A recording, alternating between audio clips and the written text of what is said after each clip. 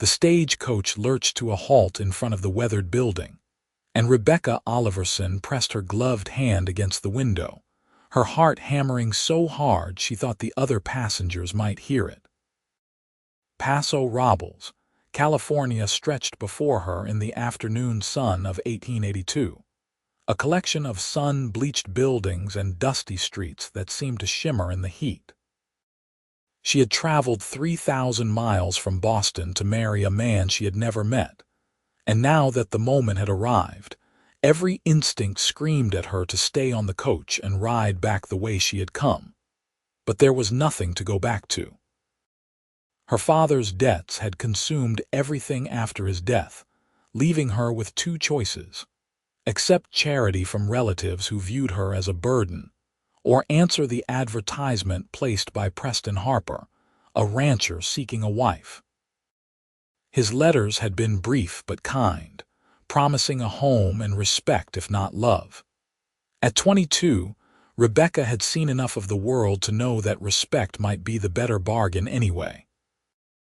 The driver opened the door, and she stepped down into the California dust, her green traveling dress already feeling too heavy in the dry heat. She had expected her future husband to meet her at the station, but the platform stood empty except for a young boy loading crates onto a wagon and an older woman sweeping the steps of the general store across the street. "Miss Oliverson." A deep voice came from behind her, and she turned to find a man standing in the shadow of the station house. He was tall, well over 6 feet, with shoulders broad enough to fill a doorway. Dark hair fell across his forehead beneath a worn hat, and his face was weathered by sun and wind in a way that made it impossible to guess his age. He might have been 30 or 40, though his eyes held something ancient and weary that had nothing to do with years. "Mr. Harper." Her voice came out steadier than she felt. He nodded once and moved forward to collect her trunk. "The ranch is about an hour's ride. We should get going before dark." No greeting, no smile, no acknowledgement that she had just crossed a continent to become his wife. Rebecca felt something cold settle in her stomach, but she lifted her chin and followed him to the wagon. This was her choice, her decision, and she would see it through with dignity even if her new husband possessed all the warmth of a January morning. The ride to the ranch passed in silence. Preston sat beside her on the wagon seat, his hands steady on the reins, his eyes fixed on the road ahead. Rebecca studied the landscape instead, the rolling hills golden with dried grass, the occasional cluster of oak trees providing islands of shade. It was beautiful in a stark way that was nothing like the green abundance of Massachusetts. Everything here seemed stripped down to essentials, honest and unforgiving. The Harper Ranch appeared as they crested a hill, a sprawling property with a white farmhouse, a large barn, and several outbuildings arranged in a rough square. Cattle grazed in distant pastures, and she could see several men working near the barn, their voices carrying faintly on the evening air. Preston pulled the wagon to a stop in front of the house and climbed down without offering to help her. He was already lifting her trunk when she gathered her skirts and descended on her own, her legs stiff from the journey. "I will show you the house," he said, carrying her trunk up the porch steps. The front door stood open, and he walked through without waiting for her response. The interior was simple but clean, with whitewashed walls and sturdy furniture that looked handmade. A stone fireplace dominated one wall of the main room, and she could see a kitchen through an archway to the left. Preston set her trunk down and gestured vaguely around the space. "Kitchen is there. Bedroom is upstairs. There is a spare room as well if you need it." He paused, seeming to struggle with what to say next. "I know this is not what you are used to coming from the city and all, but it is a good house.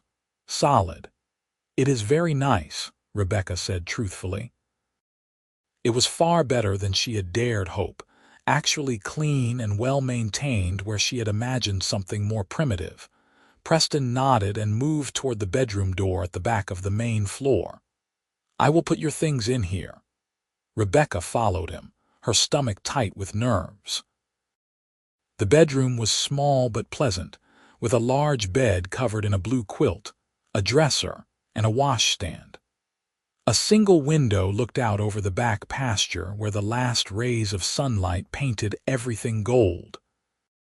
Preston set the trunk at the foot of the bed, and then he did something that surprised her. He walked to the door, his hand on the frame, and then he stopped. His back was to her, his shoulders rigid with tension. "I know you are probably frightened," he said quietly. "Coming all this way to marry a stranger. I want you to know that I will not force anything on you that you are not ready for. This marriage, it can be whatever we make it. There is no rush." He started to close the door behind him as he left, but Rebecca saw it happen in that moment. Her body went rigid, her breath caught in her throat, and she took an involuntary step backward. The sound of the door beginning to swing shut triggered something deep and visceral, a memory she had tried to bury. Her uncle's study, the lock clicking, his hot breath and cruel hands. The way he had told her afterward that no one would believe her if she spoke. Preston froze. His hand stilled on the door, and he turned back to look at her. Whatever he saw in her face made him go very still. "Are you all right?" he asked. Rebecca could not speak. She could feel the trembling starting in her hands, spreading up her arms. She hated herself for this weakness, for letting the past reach across the years to grip her throat. Preston looked at her for a long moment, and then he did something she had not expected. He pushed the door wide open all the way back until it touched the wall. "I will leave it open," he said simply. "Always. The door stays open unless you close it yourself. Do you understand?" She nodded, not trusting her voice. "I mean it," he continued, his voice gentle but firm. "This is your home now, your space. I will never close a door on you. You have my word." He walked out then, leaving the door standing wide open behind him, and Rebecca sank down onto the edge of the bed, her legs suddenly weak. She had expected many things from this arrangement. A business partnership, perhaps companionship if she was lucky, children certainly, as that was the point of such marriages. But she had not expected kindness. She had not expected a man who would see her fear and respond to it with such immediate understanding. That night, she lay in the unfamiliar bed and listened to the sounds of the house settling around her. She could hear Preston moving in the kitchen, the clink of dishes, the creak of floorboards. Later, she heard his boots on the stairs, heading up to what must be his room on the second floor. He had given her the main bedroom and taken the spare room for himself. Another kindness she had not anticipated. Sleep came eventually, and when she woke the next morning, sunlight was streaming through the window and the smell of coffee drifted through the still open door. She dressed quickly in a simple brown work dress and went to investigate. Preston stood at the stove, frying eggs in a cast-iron skillet. He glanced up when she entered, his expression unreadable. "Good morning," she offered. "Morning. Coffee is on the table. Breakfast will be ready in a minute." They ate together in silence, but it was a different quality of silence than the day before. Less strained, more companionable. When they finished, Preston stood and carried his plate to the sink. "I have work to do with the cattle today," he said. "You can do whatever you need to settle in. If you need anything from town, let me know and I will take you tomorrow." "What about meals?" Rebecca asked. "What do you normally eat? What time?" "I usually just make do with whatever is quick," he admitted. "But if you want to cook, I will not complain. Dinner is usually around sunset when the work is done." After he left, Rebecca explored the house more thoroughly. The pantry was adequately stocked with basics, but lacked any of the seasonings or ingredients that would make a meal interesting. She found cleaning supplies and set about making the place truly clean, scrubbing floors and washing windows until her back ached and her hands were red. In the afternoon, she went out to explore the yard. The barn was massive, with several horses in stalls and the sweet smell of hay. She could see Preston in the distance, riding among the cattle with another man. They moved with an easy competence that spoke of years of practice. She was back in the kitchen preparing dinner when she heard boots on the porch. Preston came in, dusty and tired, and stopped short when he saw the table set with fried chicken, beans, fresh bread, and greens she had found growing wild near the creek. "You did not have to do all this," he said. "I wanted to. This is my home now, too. I should contribute." Something flickered in his eyes, pleasure or surprise, she could not tell. They ate together, and this time he asked her questions about her journey, about Boston, about what she thought of California. She answered honestly, and found herself asking questions in return. He told her about the ranch, about the drought that had plagued them the previous summer, about his hopes to expand the herd if they got good rain this year. It was the longest conversation they had had, and Rebecca felt some of the tension in her chest begin to ease. This man was not effusive or demonstrative, but he was decent. That was worth more than pretty words. The pattern repeated over the following days.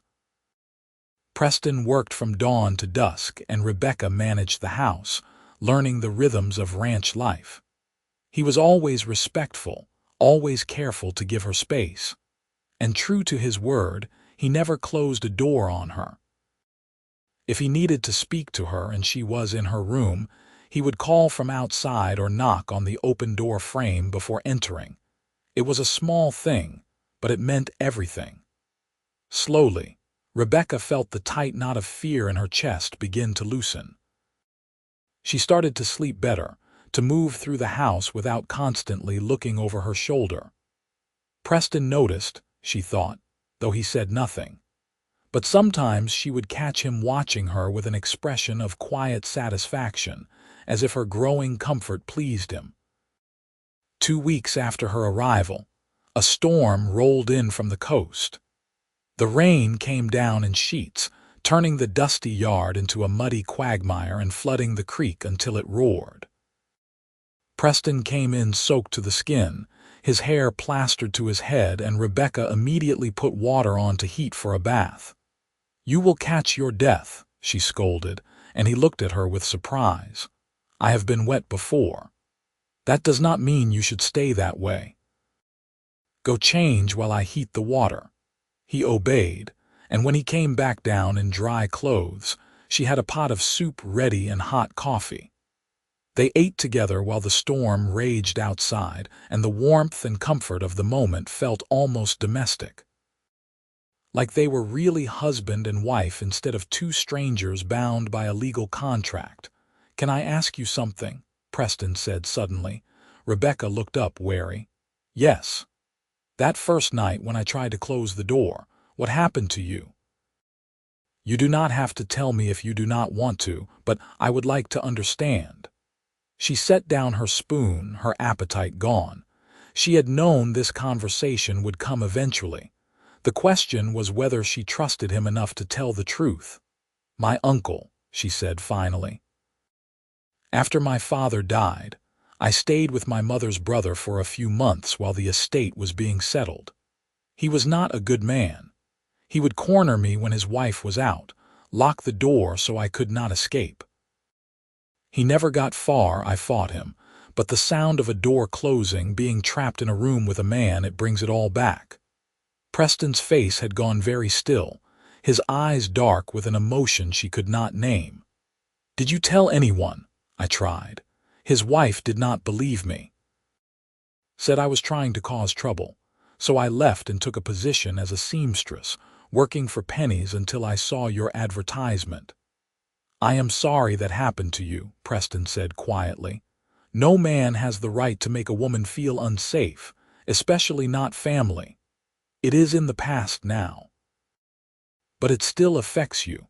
That is why you answered my advertisement, to get away, partly, Rebecca admitted. But also because I wanted a fresh start, a chance to build something new. Boston held nothing but bad memories.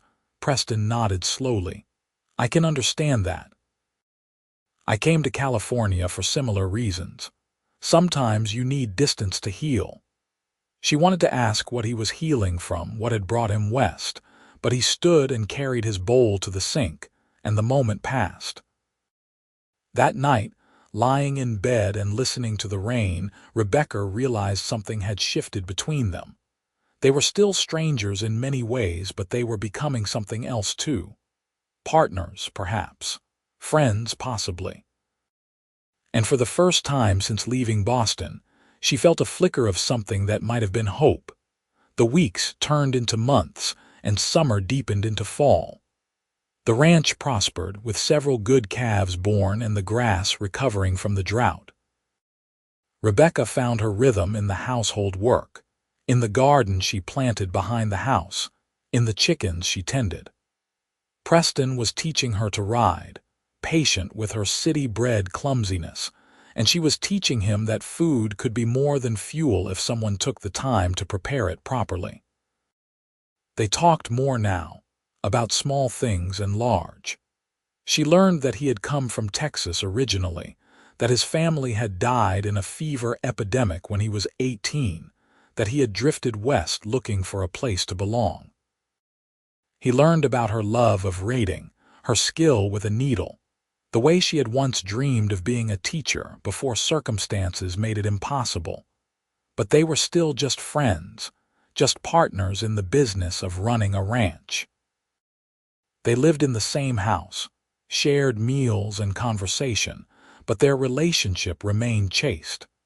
Preston slept upstairs, Rebecca in the main bedroom, and that arrangement seemed to suit them both, until the night Rebecca realized it did not suit her anymore. It happened on an evening in late October. Preston had been helping a neighboring rancher with a barn raising and came home exhausted, his hands blistered and his back aching. Rebecca made him sit while she tended his hands, wrapping the worst of the blisters with clean cloth, and found herself very aware of the warmth of his skin, the strength in his fingers, the way he watched her face as she worked. "Thank you," he said when she finished. "It is nothing." "It is not nothing. You take care of me. The house, the meals, everything. You have made this place a home." Rebecca looked up and found his face very close to hers, his brown eyes warm in the lamplight. Her heart did something complicated in her chest, a flutter and squeeze that she recognized with startling clarity as attraction. When had this happened? When had the stranger she married become someone she wanted, someone she cared for? Preston must have seen something in her expression because his own face changed, surprise and something like longing flickering across his features. He raised one bandaged hand slowly, giving her time to pull away, and brushed his fingers against her cheek. "Rebecca," he said, and her name on his lips sounded like a prayer. She leaned into his touch, her eyes closing, and felt his thumb trace the line of her jaw. This was nothing like the crude grabbing of her uncle, nothing like the entitled possession she had feared. This was gentle and questioning, an offering she could accept or refuse. She opened her eyes and met his gaze directly. "I am not afraid anymore. You are sure?" "I am sure." He kissed her then, soft and careful, and Rebecca felt something in her chest crack open. This was what she had not dared hope for when she answered his advertisement. Not just safety or security, but this, connection and desire and the beginning of love. They took things slowly after that, courting even though they were already married. Preston brought her wildflowers from the hills, and Rebecca made his favorite meals. They sat together in the evenings, her reading aloud while he mended tack, their shoulders touching. And when Rebecca finally closed the bedroom door one night with both of them inside it, Preston looked at her with such tenderness that she knew she had made the right choice. Their wedding night, delayed by 4 months, was everything the hurried legal ceremony had not been. Gentle and passionate, awkward and perfect, the joining of two people who had chosen each other not once but twice. Afterward, lying in Preston's arms with her head on his chest, Rebecca felt truly safe for the first time in years. "I love you," she whispered into the darkness. His arms tightened around her. "I love you too. I think I have for a while now, but I did not want to push. You never pushed. That is why I love you." They built their life together through that winter and into the spring. The ranch continued to thrive, and Rebecca discovered she had a talent for managing the books and accounts. Preston began consulting her on business decisions, valuing her sharp mind and different perspective. They were truly partners in every sense of the word. In March, Rebecca began to suspect she might be pregnant. By April, she was certain. She told Preston over dinner, watching his face carefully for his reaction. He went very still for a moment, and then a smile spread across his face, transforming him. "A baby." "Yes. In late October, I think." He came around the table and pulled her to her feet, kissing her soundly. "This is wonderful. Are you happy?" "Terrified, but yes, very happy." "You will be a wonderful mother, and you will be a wonderful father." The pregnancy progressed smoothly through the spring and summer. Rebecca continued to manage the household, though Preston became increasingly protective as she grew larger, trying to prevent her from lifting anything heavier than a teacup. It was annoying and endearing in equal measure. In early September, a letter arrived from Boston. Rebecca recognized her former landlady's handwriting and opened it with curiosity. What she read made her go cold. Preston found her sitting at the kitchen table, staring at the letter with a stricken expression. "What is wrong?" he demanded. "My uncle. He was arrested." Apparently I was not the only one. 3 other young women came forward and the case went to trial. He has been sentenced to 20 years in prison. Preston sat down heavily. "How do you feel about that?" "I do not know. Glad, I suppose, that he cannot hurt anyone else. But also, I wish I had been brave enough to speak out sooner. Maybe those other women would not have suffered if I had." "You cannot think like that," Preston said firmly. "You survived the best way you knew how. That is all anyone can do. But I could have stopped him. Or you could have been destroyed in the process. Rebecca, you were young and alone and scared. There is no shame in protecting yourself." She wanted to believe him, and slowly over the following days she began to. The news of her uncle's imprisonment felt like the closing of a final door on her past. That chapter of her life was over, finished, and she could move forward without fear of it reaching out to touch her. Their son was born on a crisp October evening, arriving with a lusty cry that announced his presence to the entire ranch. Preston was there for the birth, holding Rebecca's hand through the pain, and when the midwife placed the baby in her arms, Rebecca looked down at the tiny red face and felt her heart expand in ways she had not known were possible. "What should we name him?" Preston asked, his voice thick with emotion. "I was thinking Thomas after my father, Thomas Harper." "Thomas," Preston repeated, testing the sound. "I like it. Hello, Thomas. Welcome to the world." They fell into the exhausted, joyful chaos of new parenthood together. Preston proved to be a natural with the baby, unafraid of crying or dirty diapers, patient with the sleepless nights. Rebecca would wake in the dark hours to feed Thomas and find Preston already up, walking the floor with their son, murmuring nonsense and ranch news in equal measure. One night, when Thomas was about 6 weeks old, Rebecca woke to find Preston's side of the bed empty.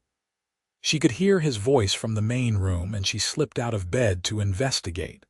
Preston stood by the fireplace, still glowing with banked coals, rocking Thomas in his arms. "And that brown mare, she is coming along nicely," he was saying conversationally. Your mama is going to love riding her once she feels up to it. She has gotten real confident on a horse, your mama. Not bad for a city girl." Rebecca smiled and started to announce her presence, but Preston kept talking. "You are the luckiest boy in the world, you know that. You have the best mother anyone could ask for. She is smart and kind and brave. So brave.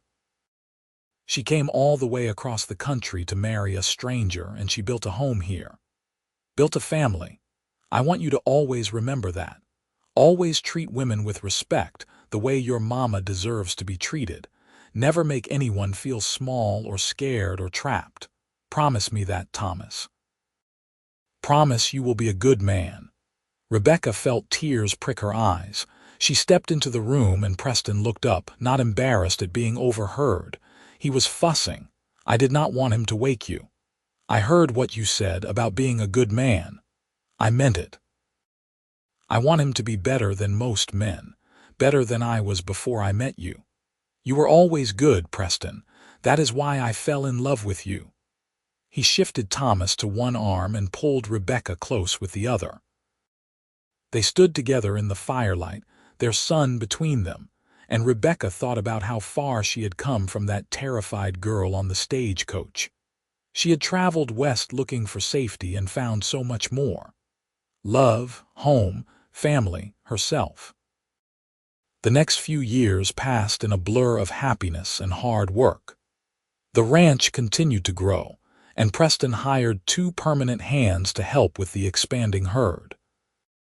Rebecca's garden flourished, and she began selling her excess produce and preserves in town, earning a tidy income that she saved carefully.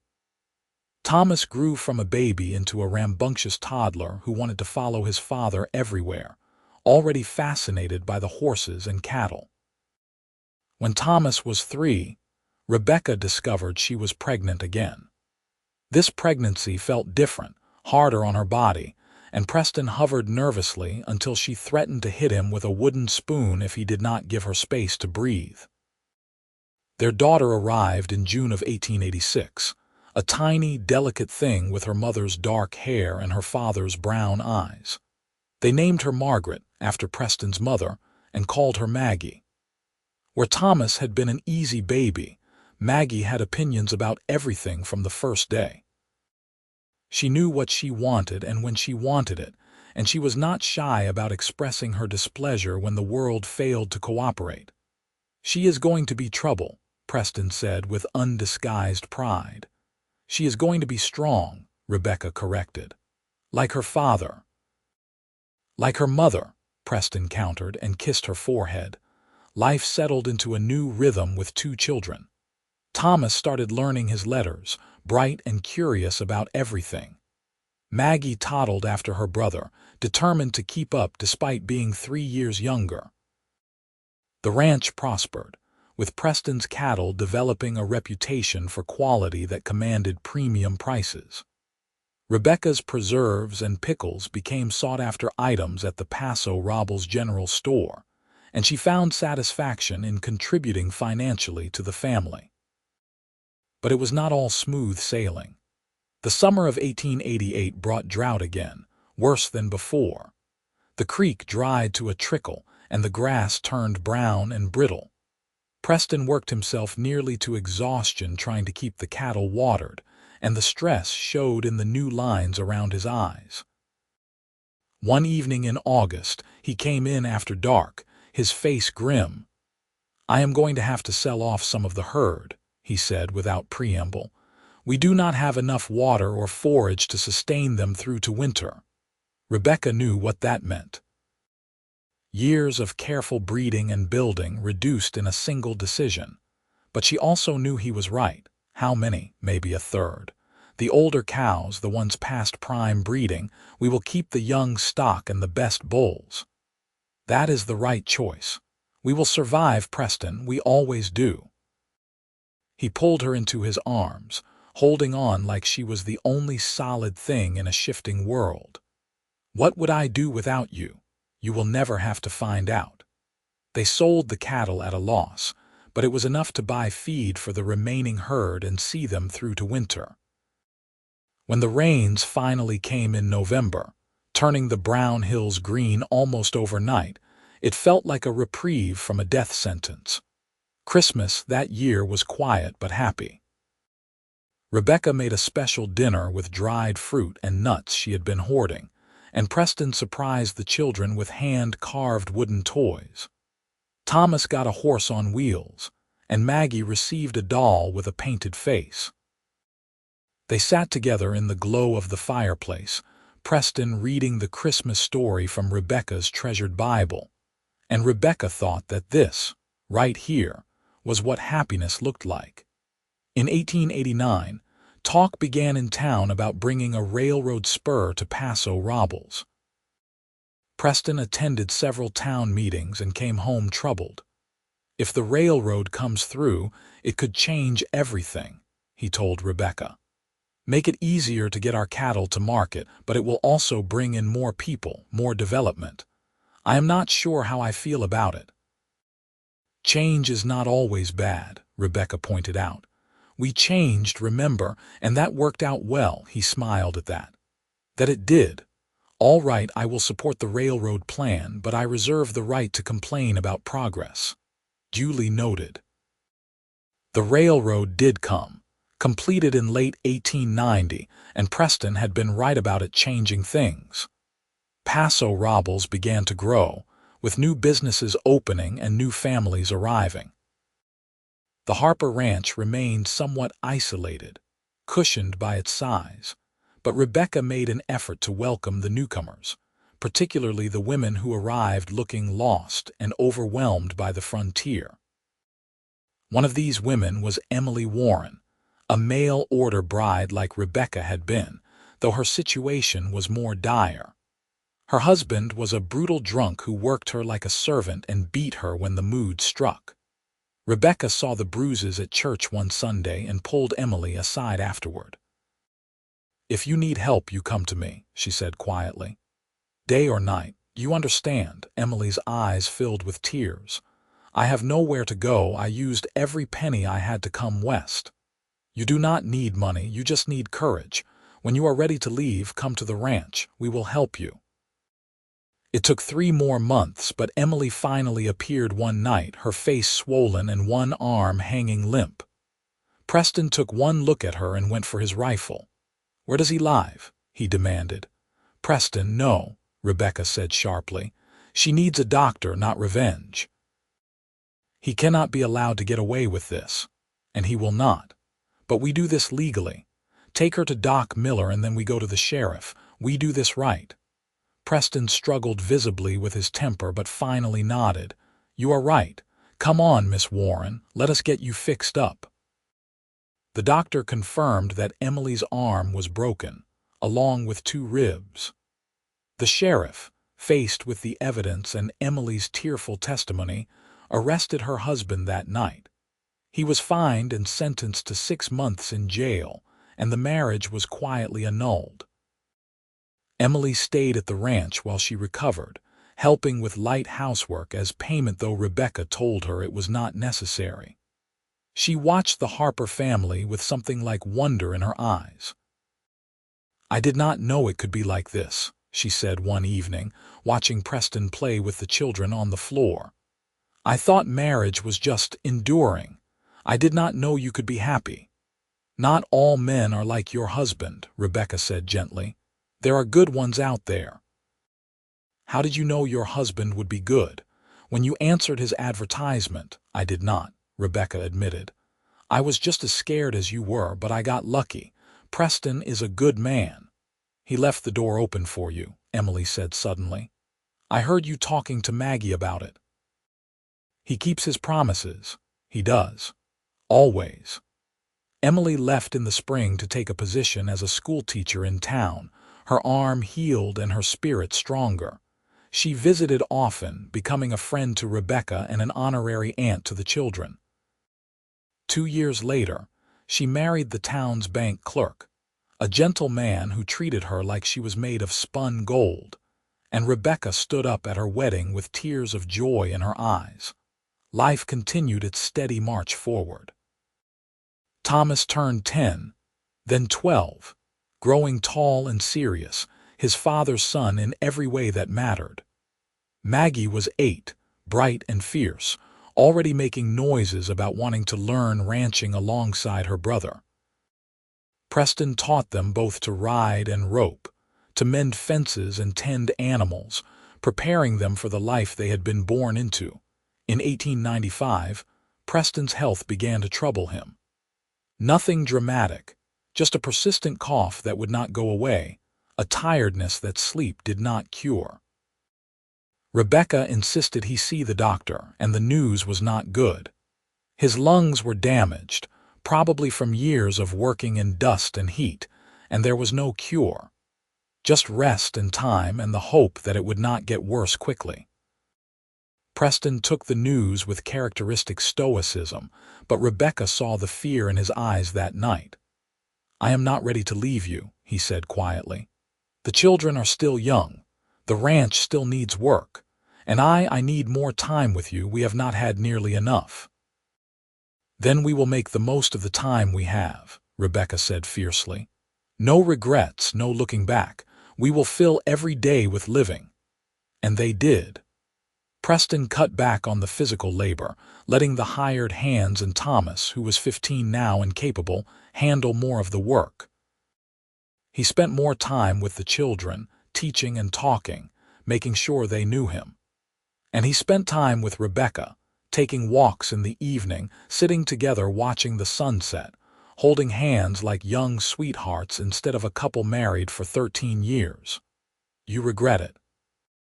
he asked one night. "Answering my advertisement, you could have had a different life, maybe an easier one." "Not for a moment," Rebecca said truthfully. "This is the life I wanted, even when I did not know I wanted it. You are the life I wanted. Everything that matters to me, everything good, came from that choice." "I am glad," Preston said simply. "I was so lonely before you came. I did not even realize how lonely until you were here, and suddenly the house was full of light." The years that followed were bittersweet. Preston's health stabilized but did not improve, leaving him functional but limited. He chafed at the restrictions but learned to work within them. Thomas took on more responsibility for the ranch, proving himself capable and thoughtful. Maggie helped her mother and continued her education, showing promise as a scholar. In 1898, Thomas announced that he wanted to marry Sarah Brennan, the daughter of a neighboring rancher. Preston gave his blessing with tears in his eyes, proud and sad in equal measure. The wedding was held at the ranch in June, a joyous occasion that brought together friends and neighbors from across the county.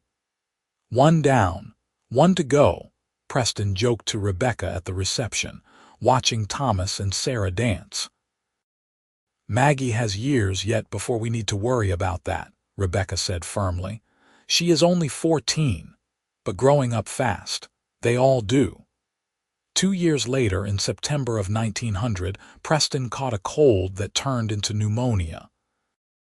His damaged lungs could not fight it effectively, and within a week it was clear he was losing the battle. The doctor was frank with Rebecca. "Days, maybe. I am sorry. There is nothing more I can do." Rebecca sat by Preston's bedside, holding his hand, watching his chest rise and fall with labored breaths. Thomas and Maggie came and went, spending time with their father, saying things that needed to be said. Sarah, heavily pregnant with the first grandchild, cried into Thomas's shoulder. On the third night, Preston woke briefly, his eyes clearer than they had been in days. He looked at Rebecca and smiled. "There you are," he whispered. "My miracle, my mail-order bride who became my everything." "I am here," Rebecca said, tears streaming down her face. "I am not going anywhere. I wanted more time, wanted to see our grandchildren grown, wanted to grow old with you, but if this is all we get, it was enough. You were enough. More than enough. Preston, please, listen to me. You made my life worth living. Every single day with you was a gift. Promise me you will be happy even after I am gone. Promise me you will keep living, keep loving. The children need you. You are strong enough to do this without me. I do not want to, I know, but you will, because that is who you are, my brave, brilliant wife. His hand tightened on hers. Thank you for taking a chance on a lonely rancher. Thank you for building a life with me. Thank you for teaching me what love really means. Thank you for leaving the door open, Rebecca whispered, for seeing me when I was scared and responding with kindness, for being the man you promised to be. Preston smiled one more time, his eyes drifting closed. Always leave the door open, he murmured, so people can come in, so love can find a way. He died just before dawn, with Rebecca holding his hand and his children sleeping in chairs nearby. He went peacefully, his last breath a quiet sigh, and Rebecca sat there as the sun rose and painted the room gold, saying goodbye to the man who had changed her life. The funeral was attended by nearly everyone in Paso Robles. Preston had been respected and liked, known for his fairness and generosity. Rebecca stood dry-eyed through the service, holding Maggie's hand, supported by Thomas on her other side. She would grieve, deeply and thoroughly, but not today. Today she needed to be strong for her children, strong for the community that had embraced them. The weeks after Preston's death were hard. The house felt empty without his presence, and Rebecca found herself listening for his footsteps, expecting to see him at the dinner table. But she kept moving forward, because she had promised him she would. Thomas ran the ranch with his father's skill, and Rebecca managed the books and household as she always had. In November, Sarah gave birth to a baby boy. They named him Preston after his grandfather, and when Rebecca held her grandson for the first time, she felt Preston's presence so strongly that she looked around, half expecting to see him standing there. "He would have loved you," she whispered to the baby. "He would have been so proud." Time moved forward as it always does. Maggie finished her education and surprised everyone by announcing that she wanted to stay on the ranch and work alongside Thomas. "This is my home," she said firmly when Rebecca questioned the decision. "Why would I want to leave?" Sarah had 2 more children, girls this time, and the house was often full of the noise and chaos of grandchildren. Rebecca found unexpected joy in her new role, playing with babies, telling stories, passing on the skills and knowledge she had accumulated. Emily Warren, now Emily Cooper, remained a close friend, and they would sit together on the porch in the evenings, watching the sunset and talking about everything and nothing. Emily's husband had died young of a heart attack, leaving her a widow at 40, and she understood Rebecca's grief in a way few others could. "Do you ever think about remarrying?" Emily asked one evening. "No," Rebecca said without hesitation. "Preston was my husband in every way that mattered. I cannot imagine anyone else in that role. I feel the same way about David. One great love is more than some people ever get. We were lucky. We were." In 1910, Thomas took a bold step and bought the adjacent ranch when it came up for sale, doubling the size of the Harper holdings. Rebecca watched her son negotiate the deal with pride, seeing Preston's business acumen combined with her own careful planning. The ranch was in good hands. Maggie, much to everyone's surprise, fell in love with a traveling veterinarian who came through treating sick cattle. Dr. Michael Foster was 15 years her senior, but kind and patient, and he treated Maggie as an equal partner. They married in 1912, and he settled permanently in Paso Robles, building a thriving practice. Maggie continued to help with the ranch while also assisting her husband with his work. Rebecca entered her 60s feeling content, if not quite complete. There was a Preston-shaped hole in her life that nothing could fill, but she had learned to live around it. She had her children, her grandchildren, her friends, and her memories. It was more than enough. In the spring of 1918, as the world was tearing itself apart in a distant war, Rebecca woke one morning feeling strange. Not ill precisely, just off. She went about her day as usual, baking bread and tending her garden, but by evening she was tired in a way that sleep would not cure. Thomas found her sitting on the porch at sunset, watching the light paint the hills gold. "Mama, are you all right?" "Yes, just thinking. About your father. About how much he would have loved seeing how you and Maggie turned out. How proud he would be of this ranch of our family." "He knows, Mama. Somehow he knows." "I hope so." She reached out and took Thomas's hand. "I want you to know something. Everything good in my life came from one moment of courage, getting on that stagecoach coming west, taking a chance on a stranger. I was so frightened that day. But it was the best decision I ever made. We are glad you made it too. Your father was a good man, the best man, and you are so much like him. Kind, steady, honorable. He would be so proud." "I try to be the man he taught me to be." Rebecca smiled. "You succeed every day." That night, Rebecca went to bed in the room she had first claimed 36 years ago. The room where Preston had left the door open and changed the course of her life. She lay down beneath the blue quilt that had covered the bed since the beginning, and she thought about all the years, all the love, all the joy and sorrow that had filled this house. She thought about a frightened girl on a stagecoach and the lonely rancher who had promised her safety. She thought about the moment she realized she loved him and the years they had built together. She thought about their children and grandchildren, the legacy they had created. And as she drifted off to sleep, she felt Preston's presence one more time. Not sad or ghostly, but warm and welcoming. Like he was waiting for her, patient as always, ready to open the door and let her in. Thomas found her the next morning, still and peaceful, a slight smile on her face. She had passed quietly in the night, her heart simply stopping as she slept.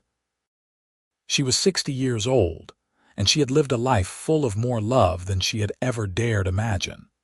They buried her next to Preston on a hill overlooking the ranch, under the spreading oak tree that had been their favorite spot for evening walks. The whole county turned out for the funeral, testament to the mark she had made on the community.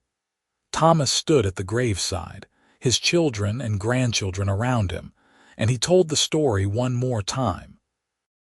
The story of the mail-order bride who trembled when the door closed, and the cowboy who left it open from then on.